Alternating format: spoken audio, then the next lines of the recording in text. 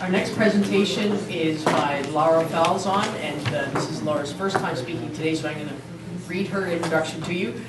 She's born and grew up on a small sheep farm in the sunny island of Malta, so just off of Italy. She studied veterinary medicine at the University of Perugia in Italy and graduated as a vet in 2008. Laura worked as for a short spell in a small animal medicine practice and with the Public Health Agency of Malta before starting her grad program here in Ontario at OBC in September 2009. All of Laura's research projects have focused on gastrointestinal nematodes in sheep, and Laura's first presentation to us today is on anthelmintic resistance, so hopefully some of those questions that you asked this morning will be covered. I'll bring your program up. Sure. Good morning, everyone, and thank you for your attention. I'll just wait for the slides to come up. But my first presentation is actually going to follow on what Jocelyn just said. So Jocelyn just spoke about all the dewormers that are available. Oh, sorry. Does that work better?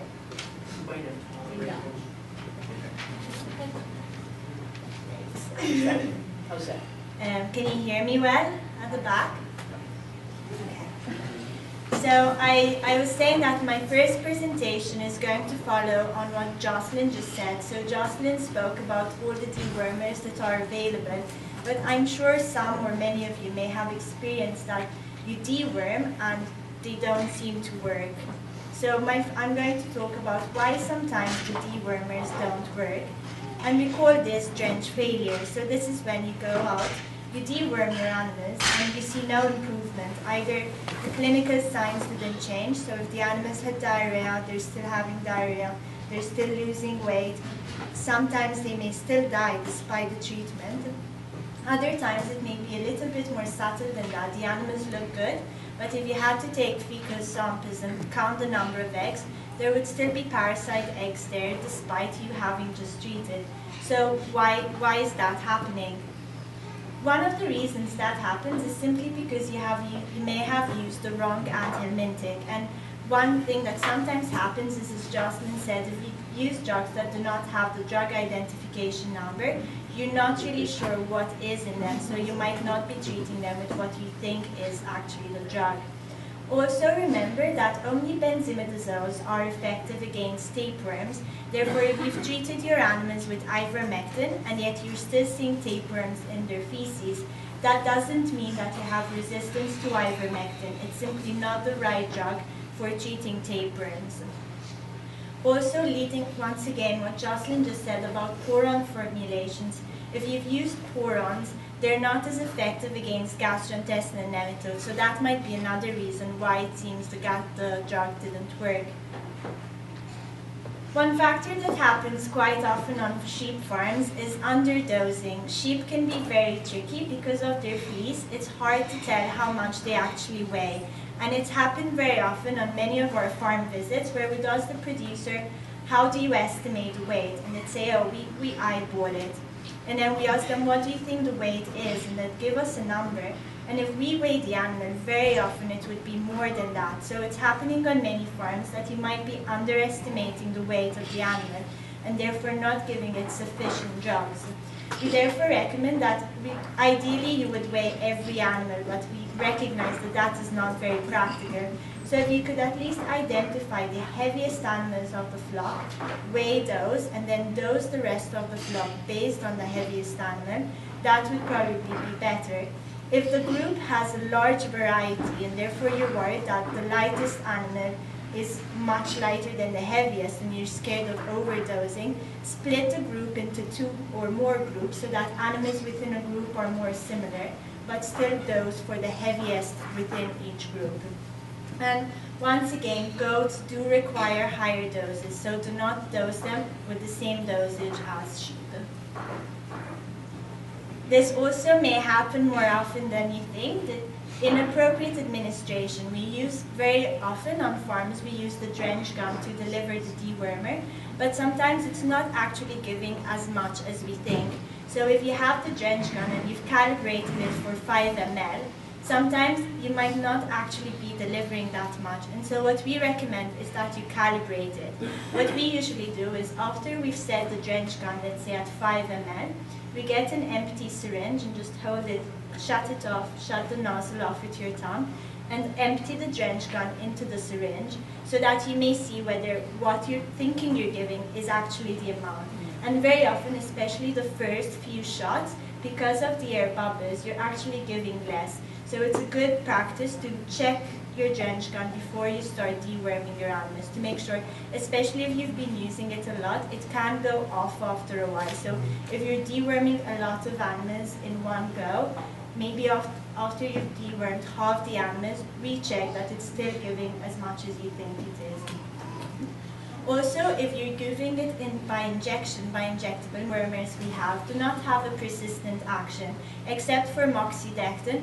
All the rest, when you give them to the animals, they act on the parasites that are present at that time in the animal, but they do not have any persistent activity, so they're not going to prevent reinfection of the animal. Therefore, if you've dewormed the animal, but then put it straight onto contaminated pasture, within 2 weeks they're going to be shedding fecal eggs again, parasite eggs again, because they get reinfected. So if you've taken fecal samples after more than 14 days that you've put the animal, after more than 14 days from treatment, and you're seeing positive fecal egg counts, it might be simply because they got reinfected again. So keep that in mind. These drugs do not have a persistent action, and animals do get reinfected. So that actually brings me to the end of this first short presentation. If you have any questions?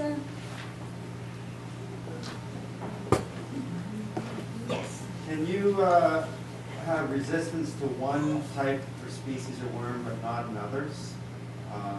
So could you dose your sheep with Ivomec, killing some GINs, but but the homunculus has developed a resistance to the Ivomec? Right. Oh, so you're saying, so we've basically spoken about the 3 different parasites, right? Homunculus, Teladrosage, and Trichostrongylus. You're saying if one of them develops resistance, what about the rest? Right. Yeah. Did I get your question right? Yeah. Okay. So I'll be talking a little bit about that, but just as a preemptive answer. So different parasites do develop resistance differently, and it looks like homunculus is the one that's developing resistance faster on the farms here. It has been the one that was most common.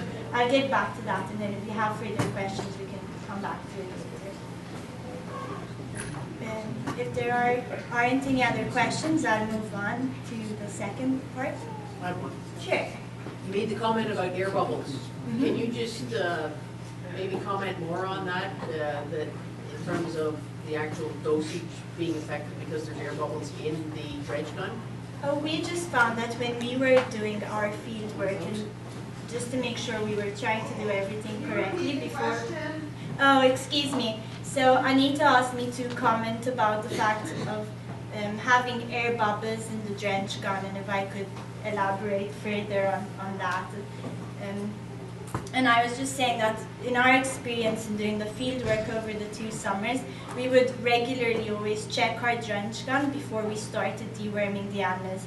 And every time, especially in the beginning, because of the way, until you put the siphon in and you're pumping it up, the first few times we tried to drench, it was always off because there were air bubbles, and sometimes we had to empty it all out again and refill just because we couldn't get the air bubbles out. So it did take some time, and we did realize that it can be tricky, and you might be underdosing simply because the drench gun isn't working well. Are there any questions? Sure. I have a question. I know that some of the wormers, it says on them to fast them before you worm them, but is there a difference with the different wormers on that fact? Okay, so just to repeat the question, she asked me, there are some dewormers where they have on them recommendation to fast the animals before treating them, and it's a very good question. There are certain recommendations with regards to the benzimidazole, so fenbendazole and albendazole, that you may want to fast your animals for 12 hours before deworming them. And the idea behind that is by fasting them, you're slowing down the movement of food in general within their stomach. So when you do deworm them, the drug is going to be paused. It's going to pass through slower, giving it more time to be absorbed and therefore be effective. So some people have used that. It isn't a foolproof rule. It isn't you necessarily have to do it, but some people choose to do it just to maybe optimize the activity of the drug. And if you're fasting them, it's 12 hours of food, but not water. They can still have access to water. Okay, so after you fast them and you worm them, when would you allow them to eat then? Oh, Do you fast them a bit longer after they've been dewormed? Does anyone know? Andrew, the question is, after they've been out fasting for 12 hours and you deworm them, can they then eat, or do you have to wait a bit longer after that? To get the worm. They can eat. I think it's slow enough for that. Oh, Okay, so, sure. An animal has diarrhea. I would assume the drug would go through it. So do you do anything to treat animals with diarrhea different than animals that are not?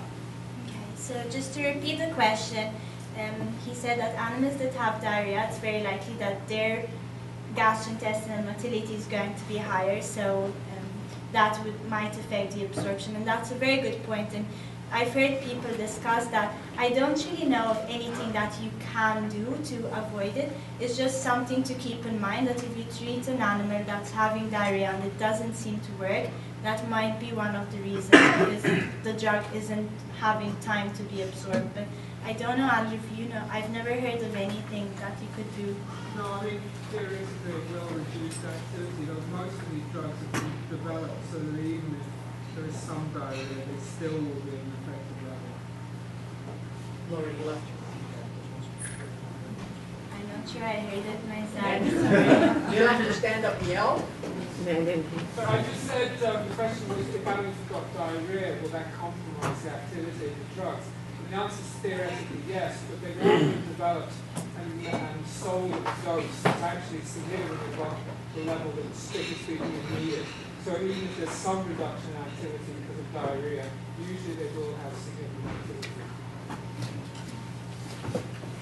Okay, I'll move on to my next presentation because this one's a little bit longer. So now I'm going to talk about actual anthelmintic resistance. And so what is anthelmintic resistance? Well, the official definition is it's a heritable ability of the parasite to tolerate a dose of drug that is normally effective. So what this means in plain English is that the parasites develop a change in such a way that the drugs no longer work. So when you go out and you deworm your animals, these dewormers don't work. Anthelmintic resistance has been reported in countries all over the world, and in 2007 it was first reported here in Ontario. So that made us ask the question, how common is anthelmintic resistance in this part of the world? And that led to a study which I shall now describe to you. So over the summers of 2010 and 2011, we did a study to determine how common it is, and some of you participated in it. Overall, we had 47 producers that participated in the study, and for them to be able to participate, they had to have at least 30 lambs or ewe lambs, and they had to keep these animals on pasture for at least 3 months to allow them to get infected with parasites. So once the producers agreed to participate in the study, we would send them kits and asking them to collect fecal samples. We asked them to collect fecal samples from 15 lambs or ewe lambs, to package them individually and then send them to us via purulator. Once we received these fecal samples, we did the fecal egg counts on them and then calculated the average fecal egg count for all the samples they had sent in. If the average egg count was below 200 eggs per gram, we considered this to be a low level of parasitism, so we sent out another kit and asked them to send us more samples in 2 to 3 weeks. If on the other hand, the average egg count of the samples they sent in was 200 eggs per gram or higher than that, we proceeded with an ivermectin drench check. And what this consisted of was us sending ivermectin drench to the producers, and we asked them to treat their animals. We didn't give them any recommendation on the dose to use or the method. to deworm just as they normally would. And then 14 days after treating these animals, we asked them to collect fecal samples from 15 of the treated animals and to send them back into us. Once we received these samples, once again, we looked at the fecal egg counts. And by comparing the egg counts before and after treatment with ivermectin, we could determine how much ivermectin had worked. So if overall the reduction in fecal egg count was 95% or higher, we consider this to be a drench success. Ivermectin had worked, and we did not continue the study. If on the other hand, the average egg count reduction after treatment with ivermectin was lower than 95%, we consider this to be a drench failure. Now, as I just mentioned earlier, there are many reasons why a drench failure may occur. It could be because the dose was insufficient, the method was incorrect. So to confirm if anthelmintic resistance really is the reason for this drench failure, we do what we call the fecal egg count reduction test. And for those of you who are not familiar with this term, it's considered the standard test to determine whether anthelmintic resistance really is present on the farm or not. The way it works is that we went out onto the farm and we divided the animals into groups of 15. We had one group that was our control, and so we left these animals untreated. One group was treated with ivermectin, and then if we had sufficient animals, we also had one group treated with fenbendazole and one group treated with levanosole. Every animal that was enrolled in the study was identified. We collected fecal samples from it, and then we weighed every individual animal and dosed the animal based on the weight of that animal.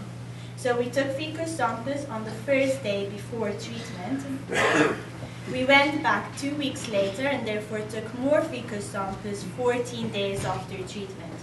All these fecal samples were analyzed, and we had therefore the average fecal egg counts before treatment and 14 days after treatment. And by comparing these two, we could determine how much each of these drugs had worked. Following the international set guidelines, we had 95% as our cutoff. So if after treatment with one drug, the reduction was higher than 95%, then we could say that the drug worked. If on the other hand, the reduction was lower than 95%, then we could say that there was resistance to that drug. The larval development test, it's another test that has been described, and it's also used to determine whether anthelmintic resistance is present or not. The only thing is that this is done in the lab, and it therefore provides a faster way of checking for anthelmintic resistance. And just as the way it works is that when we get the pooled fecal samples from animals before treatment, we isolate the eggs from the feces, and then we put wells. One well, which we call the control well, contains only worm food. So technically all the eggs placed in there should hatch and develop into worms. The other wells contain, in addition to the worm food, different doses of different anthelmintic drugs. So technically the eggs placed in these wells should not develop because the anthelmintics would kill them. If they do develop, regardless of the anthelmintic, that shows us that they have become resistant to these anthelmintics, and that is how we use this test. So after describing all the methods, I move on to certain results. And as I mentioned earlier, we had 47 farms that were submitting fecal samples, and of these, 43 reached the set threshold of 100 x per gram, and 39 of the 43 did the ivermectin drench check. Of these 39 farms, we had 5 farms that had drench success. That is, after treating with ivermectin, the reduction was higher than 95%. On the other hand, 34 had drench failure. So after treating with ivermectin, the reduction was lower than 95%. We were able to do the fecal egg count reduction test on 29 of these 34 farms. So we tested ivermectin on 29 farms, and 28 of the 29 farms did have ivermectin resistance. We were able to test fenbendazole on 20 farms, and of these, 19 farms had resistance to fenbendazole. On the other hand, we tested levanosole on 17 farms, and only one of these forms showed resistance to levamisole. When we cultured the parasites that developed and were resistant, Haemonchus contortus was the one that was most commonly isolated on the farms. We also did the larval development test, as I just described, and we were able to do it on 28 farms. Of these, 21 out of 28 showed a low resistance to thiabendazole, 14 out of 28 showed a high resistance to thiabendazole, and none of the farms had resistance to levamisole. I should mention that for the larval development test, we cannot check for ivermectin, it's not available, so we only checked for thiabendazole and levamisole. Once again, the parasite that was most commonly isolated with this test was Haemonchus contortus. So after giving you these results, it seems that resistance is becoming a problem in our farms in Ontario. And so the next question that we inevitably ask ourselves is, why is it happening? And is there anything we can do to change in our management practices to prevent or at least delay the emergence of further anthelmintic resistance? And one of the factors that is often described in the literature that may be associated with anthelmintic resistance is this term that is known as refugia. Now, what refugia means, it's referring to the proportion of parasites that is never exposed to an anthelmintic drug. And this can be either parasites that are in animals that are not treated and therefore they're not exposed to the drugs, but also all those parasites that are found free living on the pasture and therefore likewise not exposed to the drugs. And I'm hoping this next picture I show you might make it a little bit more clear. However, it's been shown that if you do not have many parasites in refugia, this will likely facilitate the development of anthelmintic resistance on your farm. And once again, I hope the following picture will make it a little bit clearer. So the blue dot represents susceptible parasites, so parasites that are susceptible to the anthelmintic drugs. The red dot represents parasites that are resistant, so they have developed resistance to the drugs. This little animal here, he has been treated with anthelmintics. So the only parasites that are still left inside of him are resistant parasites, because the drugs have got rid of all the susceptible ones. Only the resistant parasites are left behind. This animal has not been treated, so these parasites in total are called parasites in refugia, and we have a mixture of both susceptible and resistant parasites. Also, on the pasture, you can see we have a number of parasites, both susceptible and resistant parasites are present on the pasture. So both the parasites in the untreated animal and on pasture are what we call parasites in refugia.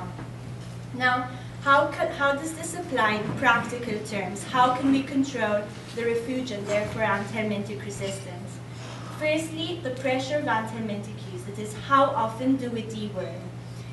We can understand that the more we treat the animals, the more we're reducing the parasites that are in refugia, and therefore we're leaving very little parasites there. And this is inevitably going to affect how quickly anthelmintic resistance develops. And with the next picture, I'm hoping it might make it easier to understand. So this time we've treated both of the animals, both this one and this one.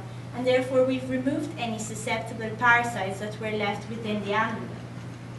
So all the parasites that are going to be shed on the pasture, they're only resistant parasites, and our pasture is soon going to be, there's soon going to be a buildup of resistant parasites on the pasture. You can see that there's very little blue susceptible parasites left and more red parasites, because these animals only have resistant parasites. They can only shed resistant parasites onto the pasture. So the first factor is how often do we deworm, so the pressure of anthelmintic use. The second factor is when we deworm. So it's not only how often, but also the timing of anthelmintic deworming. Because if we deworm at times when there's already very little parasites on pasture, we're also going to help build up the number of resistant parasites. And examples of these timings are if we deworm the animals during lambing time, before turning them out onto the pasture in the springtime, when we know there's not going to be a lot of parasites in refugia. And also if we deworm the animals and then move them straight onto a clean pasture. And once again, I hope the pictures will make it easier for you to understand. So it's been common practice that very often we deworm the animals, and then once we've dewormed them, we move them straight away onto a pasture which we consider clean, free of parasites. So that way, the idea behind that was that you would keep the animals clean.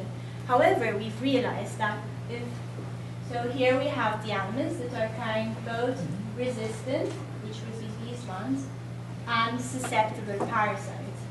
So now we treat the animals, we've only got the resistant parasite left, and we move those animals onto a clean pasture that contains no parasites whatsoever. The only parasites that are left are the resistant ones, which are being shed by these animals. So after a time, if we keep doing this, all we're getting is resistant parasites that are being shed onto the pasture and no susceptible parasites that can dilute them. And that is how we're building up resistant parasites onto our pasture. Likewise, this could be applied also for treating at lambing and then turning them out onto the pasture in the spring. So if we treat the animals before turning them out, we put them out on pasture in the spring when we know that the winter would probably have cleaned the pastures, and then very soon we have a buildup of resistant parasites. So what we're recommending now to do is what is called delayed dose and move. That is, treat the animals, but before moving them onto the clean pasture, leave them where they are for a couple of days so that they get reinfected just slightly, just for a couple of days, and then move them. That way, so you've treated the animals. Oops. What did I press? Oh, Sorry. you're good. Just keep going. I'll go up there. Okay, sorry. That's okay. So we've dewormed the animals, but then we're leaving them on the contaminated pasture for a couple of days so that they can pick up some susceptible parasites. And then when we move them onto the clean pasture, there's still some susceptible parasites left to dilute the resistant ones. We will be coming back to this later in the afternoon because I understand it's a bit of a hard concept to understand, and we can definitely talk more about it later too. So just to drive the main point across, two factors that are very important in the development of antibiotic resistance is how often we deworm and also the timing of when we deworm. Another factor why we see resistance building up so quickly is what we call side resistance, and Jocelyn already mentioned this. We have drug classes, and all the drugs within that class work in the same way. And we've seen that if resistance to one drug develops, it is very likely that all the other drugs within that same drug class are also not going to be effective. So for example, if you're seeing resistance to fenbendazole on your farm, it's very likely that albendazole also isn't going to work. Likewise, between macrocyclic lactones, there's ivermectin and moxidectin. We're seeing that moxidectin may be still effective even if you're seeing ivermectin resistance, simply because they have a slightly different mechanism of action. But this will not last long, so you should still be using moxidectin with caution because resistance will develop. Underdosing has been mentioned numerous times. Jocelyn just said that if we underdose, we're basically exposing the parasites to suboptimal doses. So we're exposing the parasite to the drug without killing it, and therefore the parasites get used to the drugs and develop resistance even more quickly. So it comes back to the fact that it's very important that you weigh the animals and give them the correct dose. And once again, for goats, make sure you're giving them doses differently from the sheep. And lastly, it's also important to keep in mind that you might be bringing in resistant parasites onto your farm every time you bring in a new animal. And this applies both to sheep, so whether you're bringing in a new group of lambs or a new ram, but also other animals such as goats, and also camelids, which many of you use as your guard animals on your farm, these animals share the same parasite species with sheep. So if a goat or an alpaca is carrying resistant parasites, it can then pass it on to the sheep. So it's very important that any new animal that you bring in, you adopt a proper quarantine strategy, and we will be talking about that later in the afternoon as to exactly what you should do. But keep that in mind, that you might be bringing in resistant parasites. So lastly, after having spoken about resistance, what can you do to find out whether resistance is a problem on your farm or not?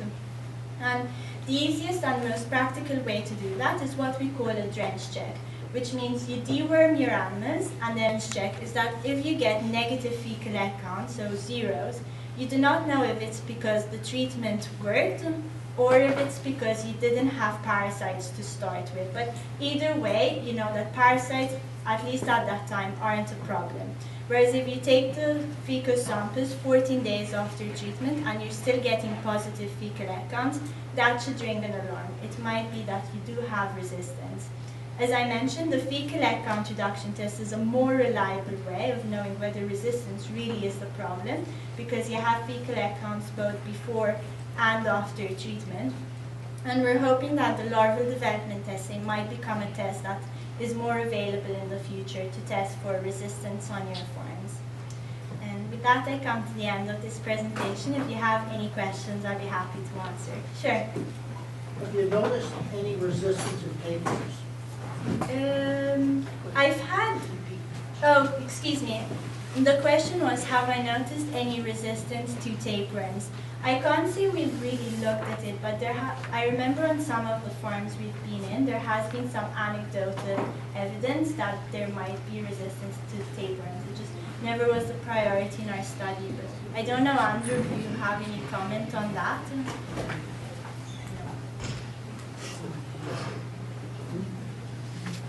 No, Paula does. Lara, you want to just mention that the dose to kill tapeworms is higher? Great. So for Fembendis, I'm not really sure about the dose. It's twice. It's twice twice. per ship. Great. So sometimes it might seem that there is resistance, but it's actually because the dose of the Fembendazole, it needs to be twice as much to kill tapeworms compared to gastrointestinal and nematodes. Yes? Now, I assume that when you mean by clean pasture, one that has been not used since last year. Yeah, so clean pasture, it's a term that's used to refer to a pasture that's where you consider parasites aren't there. So usually after the winter, we've shown that some parasites do survive, but especially Haemonchus doesn't survive over the winter. So it's usually considered clean, at least of Haemonchus, by the end of the winter. And usually we would suggest for the other parasites to wait a little bit longer for the temperatures to be warmer, so that the other parasites that did survive over the winter die off. Pardon me? All right, Anita will be talking about posture management later on this afternoon, so we should hopefully elucidate that a little bit better. There's a question. Sure, Warren. Could you comment on what happens when a resistant parasite mates with a non-resistant parasite? Sure. I don't know if we have time to go into the whole genetics of it. Well, so, okay. Resistance, it's basically, I'm trying to think of a way to make it make sense. So resistance, it happens because there's changes in the DNA of the parasite which allow it to survive. And sometimes it can be, can I use this term? Yep, sure. Okay. They So- understand what they mean. Okay, all right. So you need, sometimes if you have a resistant parasite mate with a resistant parasite, then you're sure that the resistance is going to, the progeny is going to be resistant. If a resistant parasite mates with a susceptible parasite, we get what we call heterozygous parasites, which have one strand that's resistant and one strand that's susceptible. And the way these act, it's not entirely sure if they, it depends once again, for example, if you're underdosing, let's say, the totally susceptible parasites might still be killed, but the heterozygous might be able to survive. So they have a better chance of resisting to the drug, but not totally. I don't know if that answers your question. It comes also back to the fact of having susceptible parasites on pasture. You want to have susceptible parasites so that the resistant ones will be mating with susceptible ones, and therefore you get more heterozygous and less homozygous resistant parasites. But yeah, I don't know if it's a bit of a tricky thing to explain in 2 seconds. Sure, there's a question right in the corner. Yeah, on your slides you were demonstrating leaving refugia in the pasture. Is somebody today going to discuss leaving refugia in the animal by leaving a proportion of the flock undrained? Yeah, that's one whole aspect of, I think Paula will be talking about targeted and selective treatment, and that's a very good point. Okay. Does everybody Get understand? hungry. Yeah, so very quickly, my clicker questions. So the first one is, Porons are as effective as oral drench when used in goats to kill gastrointestinal nematodes. True or false?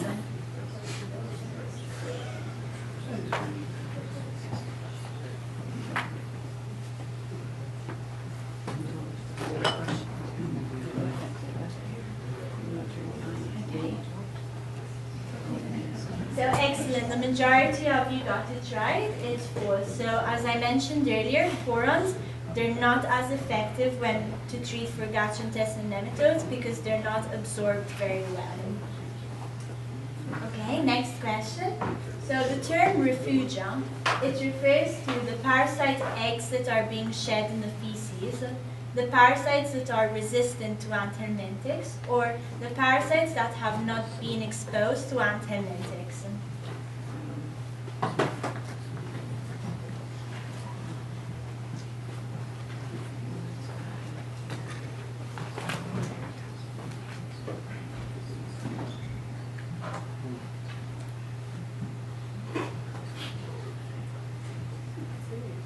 Okay, so over half of you got it right. Refugia refers to those parasites that are not exposed to anthelmintics. So either if the animals are not treated, or as those parasites that are on pasture. So those are the parasites that are in refugia. And the last question, the development of anthelmintic resistance can be affected by the frequency of anthelmintic Sorry. use. Okay. Sorry. Oh, it's okay. So the development of anthelmintic resistance can be affected by the frequency of anthelmintic use, the timing of anthelmintic use, moving animals onto clean pasture straight after deworming, all of the above or none of the above.